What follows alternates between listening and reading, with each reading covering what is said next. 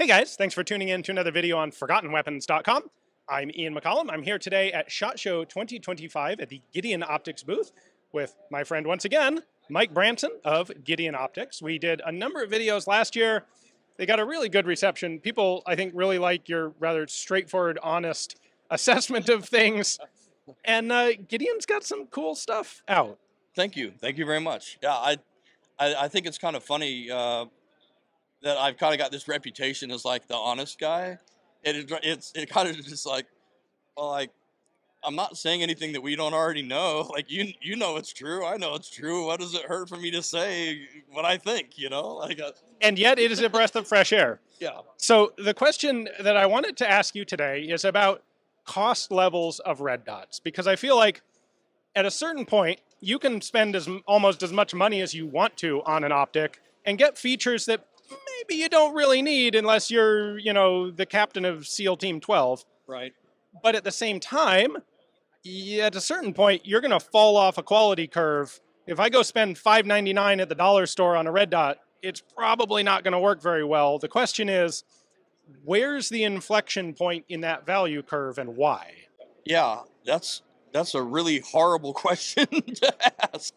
And the horrible answer is that what really stinks for the consumer and the people who's the buyer and the user of the products is that the answer to that question keeps changing, and which sucks, because like I want to be able to tell you straight out, like if it's less than $100, it sucks and it's no good and you shouldn't buy it.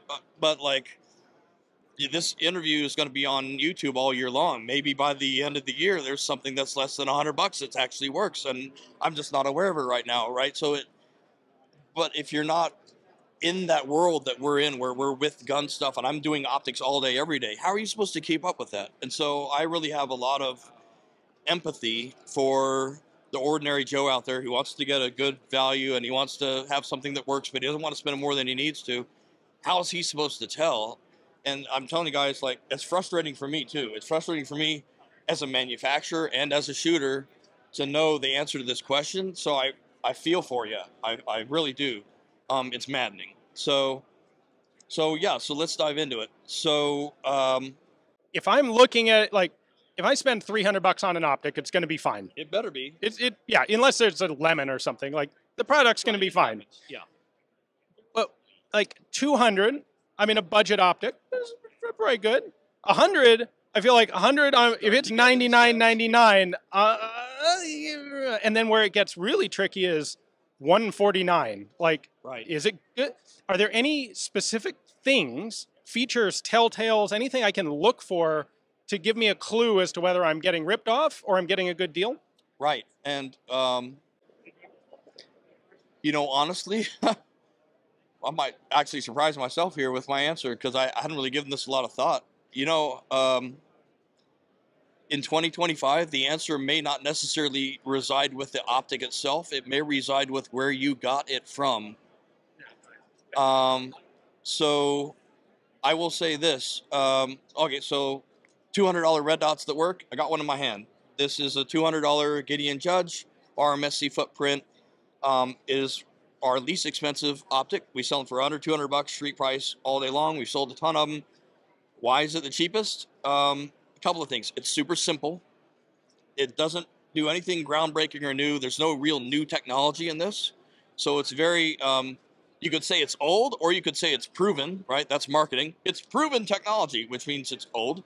And this is new and innovative, which means we don't know if it works yet, right? So like you gotta think about how marketing speak works versus real life. There's not very much to this. There's not very much aluminum to this. There's not very much glass to it.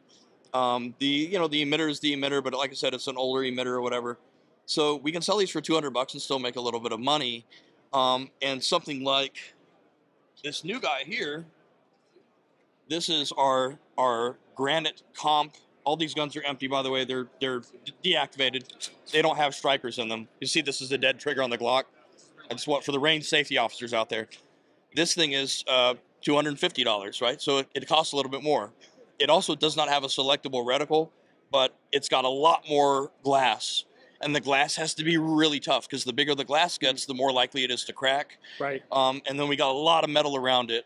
And so, and it's a little bit more innovative. We had to do our own footprint, so we go on the MOS, blah, blah, blah. It's got better buttons.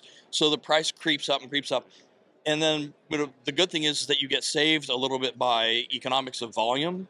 So by the time we are planning on selling thousands of these things, we only have to charge the customer another $50 to get a lot more out of this big honking competition dot versus the little concealed carry dot.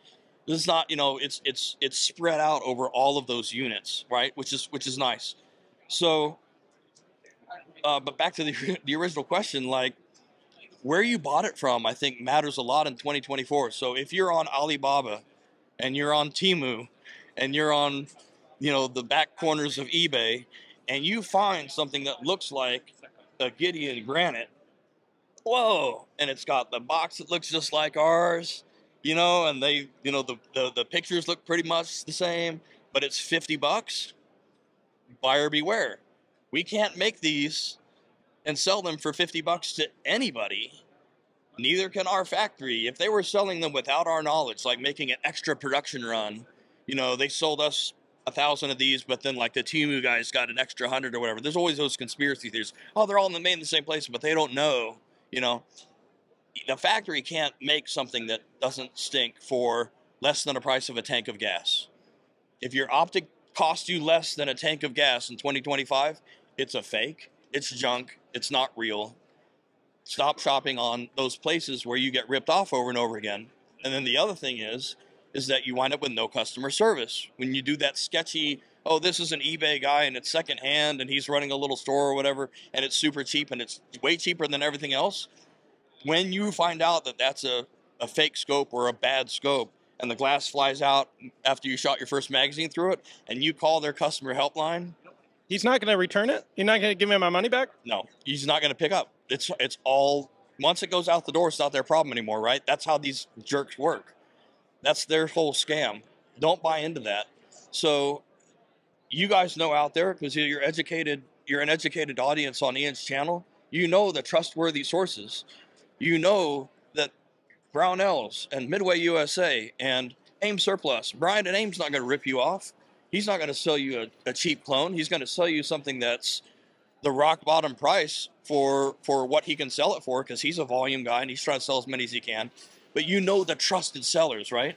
And that's an interesting point, that if you trust the seller as a third party like that, that seller has a vested interest in not having a ton of them come back. Because if they have to take 50% back for failures in the first month, they're not making any money.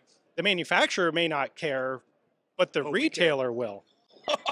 We would care, because, yeah, if they all come back to our dealer network, or they come back to Brian at AIM Surplus or one of those guys, who are they going to call? They're going to call us and say, hey, you got to stand behind your product or not, you know? And I'll tell you bluntly, we don't know how this is going to go, but I'm trying to have a meeting with an OEM pistol maker during this SHOT Show, and I want Gideon optics on that brand of gun. I won't say who it is, because I don't want to jinx it, but I want to do like a combo deal. Hey, buy this gun, it comes with a Gideon optic, low price. Everybody, you know, I'm going to try to sell them on that. But they've been bitten before, where they bought into a similar deal from another company. The company didn't stand behind their product when the product broke. The company folded. That guy took his money and left. And now I don't know if I'm going to be able to convince them to do it or not, because they're once bitten, twice shy on it. And I have to overcome the inertia of the bad taste in their mouth from the last guy that was a poor partner to them. So, like, yeah, the manufacturer cares. Some other manufacturer screwed up, and I'm paying the price trying to convince somebody to do business with me at this SHOT Show. That's real. That's not a theoretical. That's going to happen like Wednesday. So for the careful consumer, maybe the answer is, instead of trying to decipher whether this optic is mechanically, technically decent, it's figure out who's got a vested interest in it and make sure that someone else, it's in their interest that you get a decent scope. Yeah. And ask around, ask your gun buddies, you know, go on the forums, go on Reddit, you know, like there's all these people, and ask, hey, who's bought from this guy? You know, have you done business with them? What happened? Did you ever have to send them something back? It's like a car. I made a car analogy in our other video. Like, if Nissan never honored their warranty, would anybody buy Nissan from anybody? No, you know, like if they have a lifetime warranty, then or a 100,000 mile warranty or whatever, that word gets around. So figure out who the valid sellers are, buy from them, and your chances of having something that works go way up. And you can always buy our stuff from GideonOptics.com, and it's a guaranteed to be a genuine Gideon Optics product. Regarding once you get out of that basement of scuzziness, and now we're talking about, okay, what's the difference between my enclosed emitter dot for $250 and a real Aimpoint Acro, which is also an enclosed emitter dot, or the new Koa, which is an enclosed emitter dot, that are, you know, 500, 600 bucks.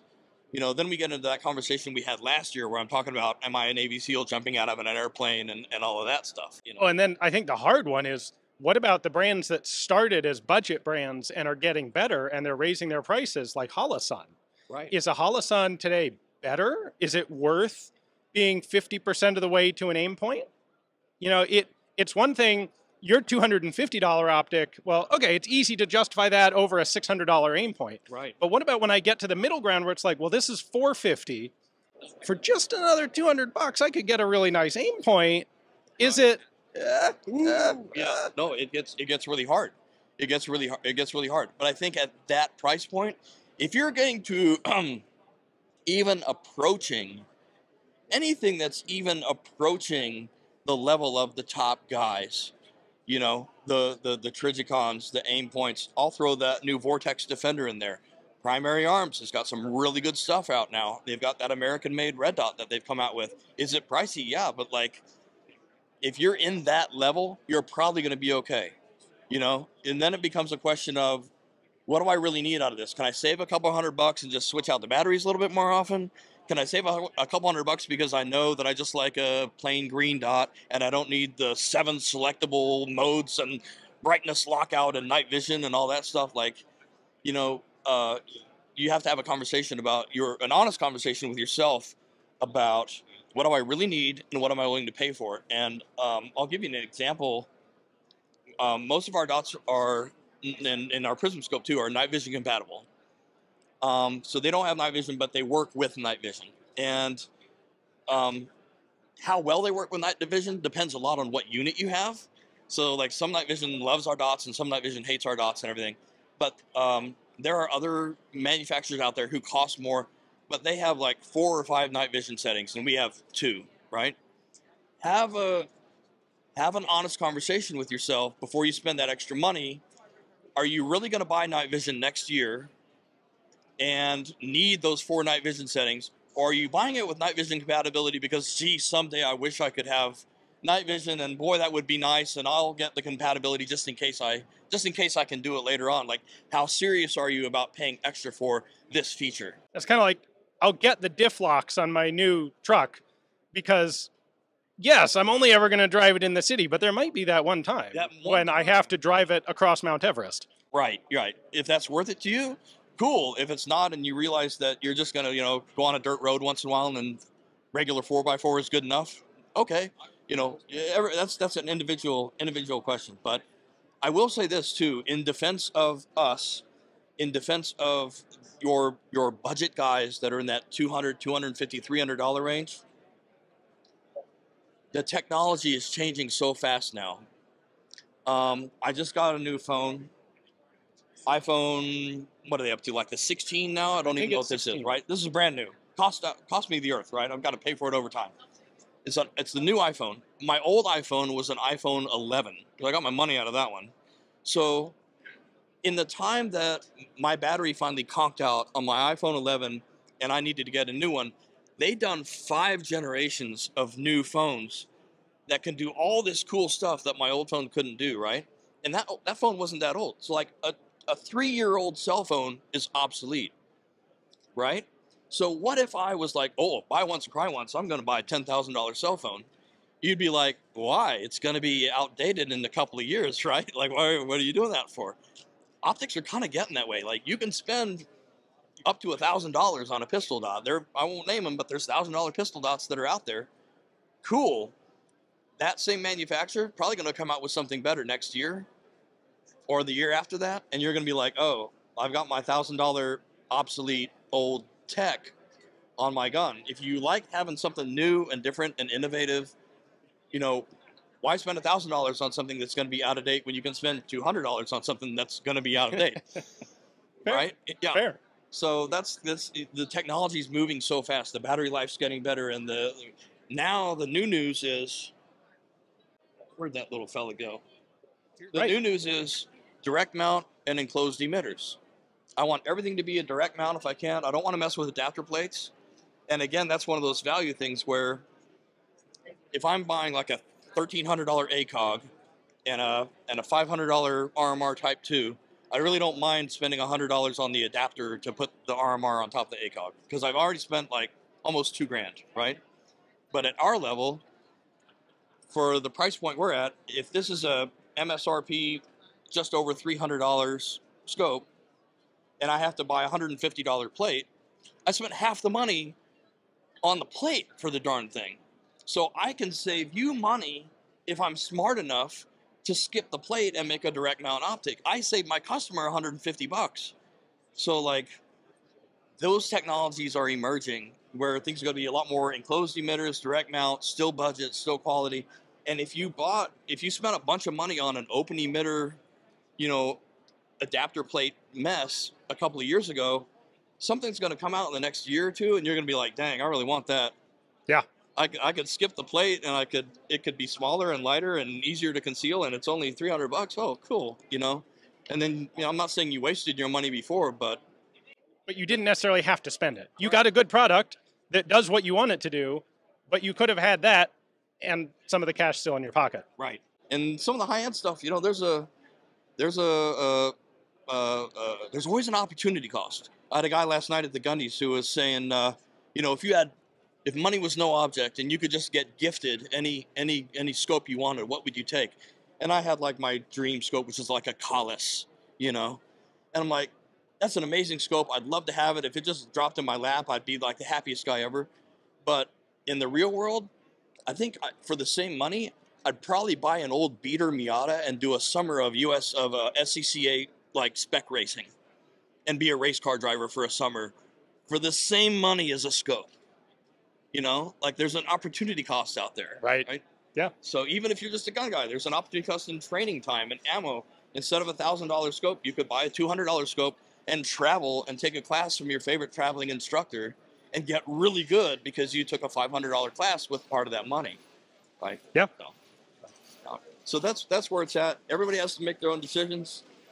We try to have high quality stuff that's basic. The logo is innovative firearms optics, but with traditional practicality. It just does what you expect it to do. You put the reticle on the target, bullet goes there, and everybody's happy, right? So awesome. Well, thank you for taking time once again. It's always a pleasure. Thank you so much, Ian. Hopefully you guys enjoyed the video. If you did, do consider checking out Gideon Optics. They have a whole big smorgasbord lineup of potentially interesting stuff for you. So working on more all the time. There you go. Thanks for watching.